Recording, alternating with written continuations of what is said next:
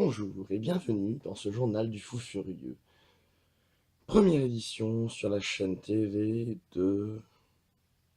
Ah, non, d'accord, on a appelé. Ça n'a même pas encore été regardé.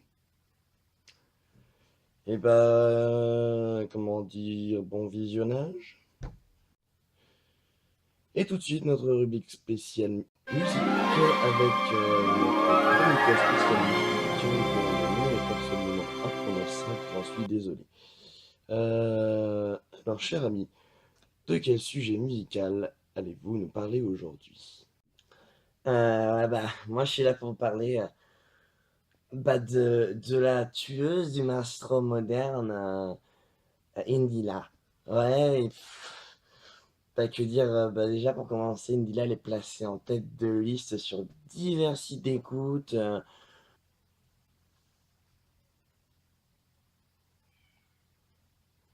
Vous me voyez, désolé de vous l'annoncer, mais je crois que vos informations sont périmées. Sur ma feuille, il est écrit qu'elle entre qu'en troisième position. Ah non, non, c'était l'info qui date, Coco. Euh, ouais, elles doivent dater de la période où Indila elle est en pleine ascension. Donc c'est un peu plus vieux. Et sinon, pour revenir dans le vif du sujet, et puis pour donner un avis très personnel, basé sur des critères vraiment professionnels, hein, par contre, euh, ben, et bah, Indila, elle a une véritable profondeur. Je crois d'ailleurs que c'est ce que son producteur a dû remarquer en premier, à mon avis, hein. Elle apporte de l'émotion, elle a un charisme fou, hein. Puis je suis complètement fan du fait qu'elle appartienne à autant d'origines, quoi. À ce propos, quelles sont finalement ses origines? Parce que vraisemblablement, toute information personnelle au sujet d'Indila provoque le conflit chez les fans. D'après ce qu'on m'a dit sur ce sur, elle serait descendante de Ramsès XII, puis sa famille, elle aurait des racines dans la savane, et puis chez les Indiens d'Amérique aussi. Alors, migré en Asie, hein, les Indiens d'Amérique immigrés en Asie. Je raconte pas le mitigage, hein, ça fait vraiment des mélanges. Puis, enfin, elle a pas fini de nous faire rêver, quoi, cette petite pépée. Elle va, elle va continuer à faire des trucs géniaux. On vous remercie, l'ami, et on se revoit très bientôt pour une autre chronique musique. Merci à vous. Bisous, mec. Nous allons effectuer une transition magique et miraculeuse pour passer d'une rubrique à une autre. Musique.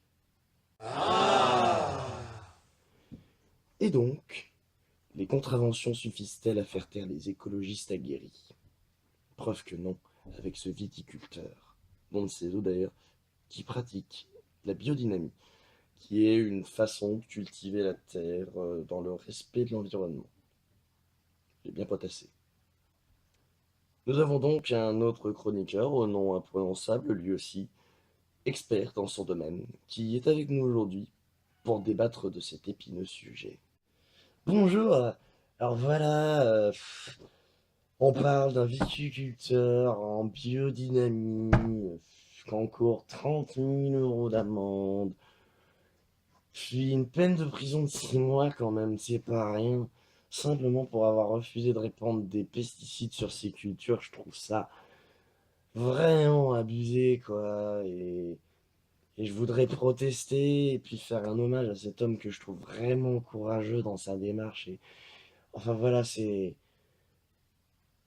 vraiment courageux. Ouais, dans une de ses interviews que j'ai visionnées récemment, j'ai vu, enfin, il exprimait son rapport au raisin, à la grappe, à la plante, à la terre. On voyait qu'il aimait vraiment son métier. Ouais, donc il est courageux et j'admire ça. Parce que de nos jours, il y a peu de gens qui sont encore capables d'exprimer leurs convictions et d'y rester fidèles, quitte à prendre une prune et à aller en tôle. Ouais, tout ça parce qu'au jour d'aujourd'hui, Les gens sont abrutis par la télé, les médias, la télé, les infos, le journal télé, qui diffusent d'ailleurs souvent des informations, vous l'aurez noté, plutôt erronées, qu'après on va piocher et qu'on va mettre à droite, à gauche, sous le prétexte qu'on a entendu, donc ça veut dire «Oh, c'est trop bien, on sait quelque chose de plus maintenant», alors que c'est peut-être une connerie. Mais voilà, on finit juste par mettre du n'importe quoi, poser un peu des graines de n'importe quoi avec des infos qui sont n'importe quoi autour de nous. Il faut arrêter, quoi.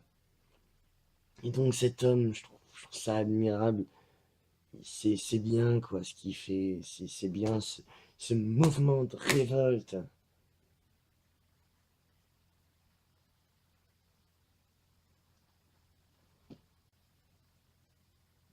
Ah, de rien, ça fait Et plaisir. donc notre dernière rubrique aujourd'hui, logée sous le fabuleux étendard de l'innocence, de la jeunesse. Nous recevons notre chroniqueur enfance, également pédopsychiatre, qui va nous parler d'un sujet tout particulier, le BAFA. Bonjour monsieur. Bonjour. Alors dans un premier temps, pourriez-vous nous expliquer ce qu'est le BAFA plus en détail? Bien sûr, le BAFA ou brevet d'aptitude aux fonctions d'animateur, eh bien, c'est une formation qui permet à toute personne âgée de plus de 17 ans d'apprendre avec divers organismes de formation. Excusez-moi, vous avez dit formation deux fois dans la même phrase. Je vous emmerde, les blagues coupent plus de 2 fois par vie et on les emmerde pas avec ça. Oui, j'ai dit le mot emmerde 2 fois.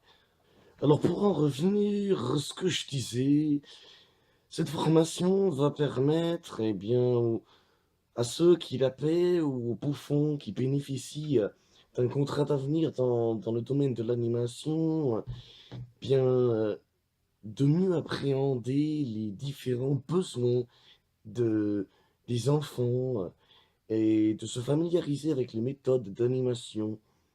Alors évidemment, certains organismes de formation sont à la masse et enseignent ces choses-là de façon très très très scolaire. Mais heureusement, nous avons des gens qui font encore passer un bon message de pédagogie dans leur cursus. Je vais par exemple citer l'organisme de l'UFOLIM. Nous n'avons pas d'autorisation pour ce placement de produit. Ah, merde. J'appelle mon avocat.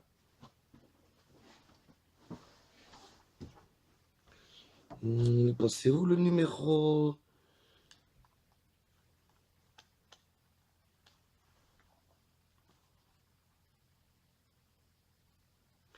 Oui, monsieur Lafayette. Comment ça, monsieur Lafayette n'est plus là? Remplacé par un certain... Attendez, épelez-le-moi.